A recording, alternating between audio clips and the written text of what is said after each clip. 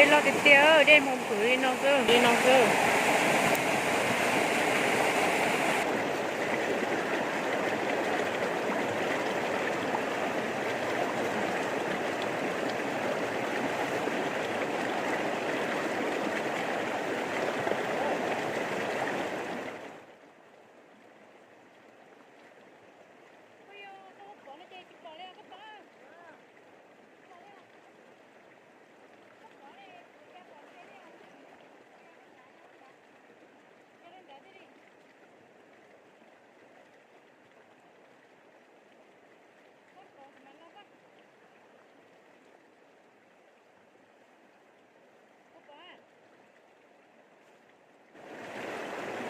Có chưa thế hả?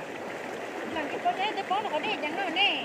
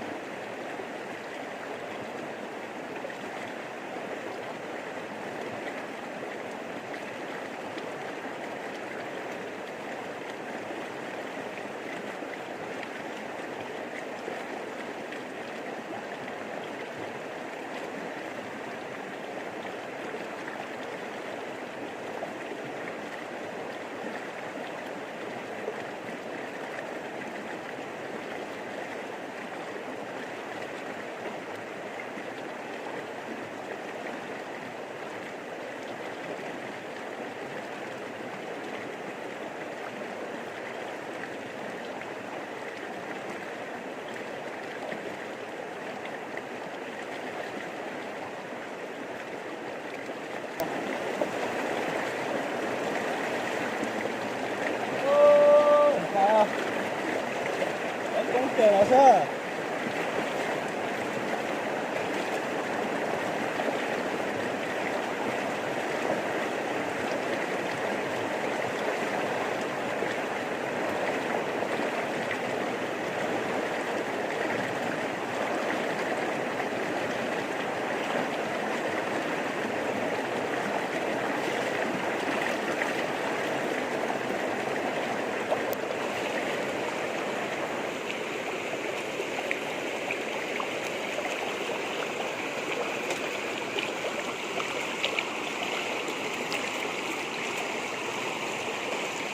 lúc này nhớ ta xé chị trẻ non trẻ hậu trời cái hải đi nó sẽ nó cái hạt sẽ giật dù mấy lúc này nhớ rồi thì nó cũng cắt xé cơ đi nhá trẻ non trẻ hậu trời cái hà trời cái hải đi lo rồi thì nó sẽ giật trên trẻ xì nó sẽ nó rồi cái nó có dễ trong chợ là ít bớt ta đi ạ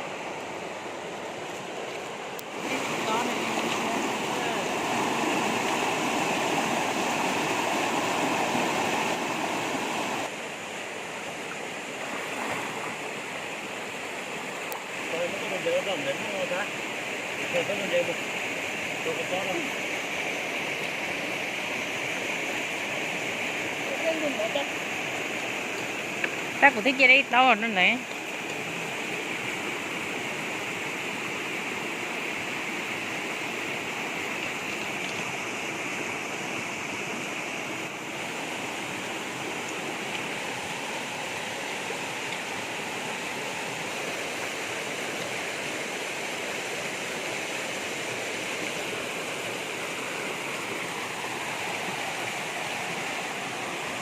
Kìa. Không. Wow. Đi cấp tới đâu.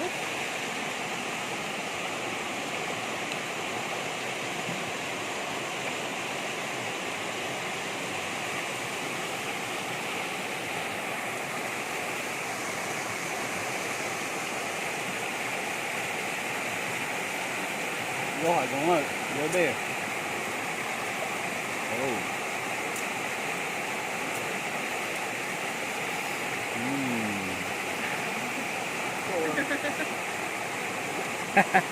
Bên ngay, bên ngay.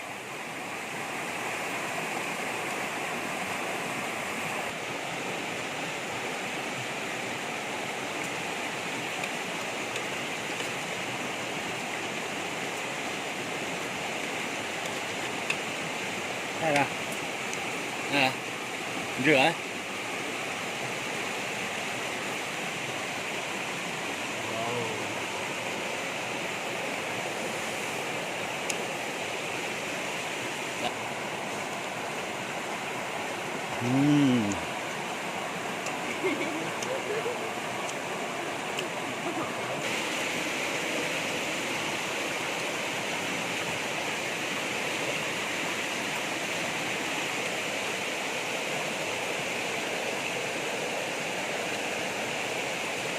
Đi chưa? Ok.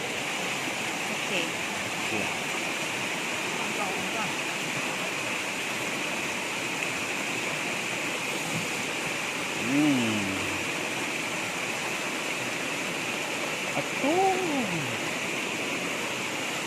Nên nó là thật. Đi mấy.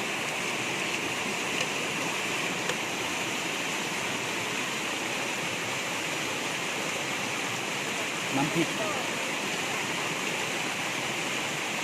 Ui, khổ đéo.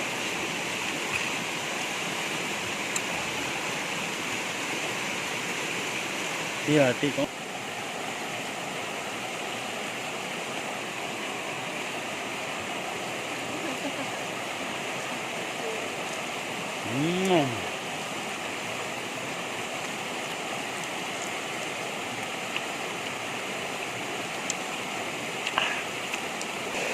Chị là lô nó mà chị bây giờ chắc ăn mình cho nó nhỏ nữa.